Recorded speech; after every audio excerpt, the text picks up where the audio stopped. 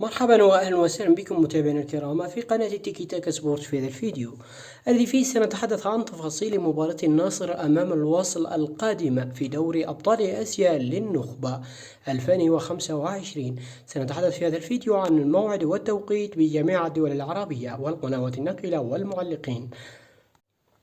قبل البداية بجميع هذه التفاصيل لا تنسوا الاشتراك في القناة وتفعيل الإشعارات لتتوصلوا بكل جديد يخص العالمي، وفضلا اكتبوا توقعاتكم وآراءكم من المباراة بالتعليقات، ولا تنسوا الصلاة والسلام على رسول الله. وكي لا نطيل عليكم فيبنا أن نبدأ.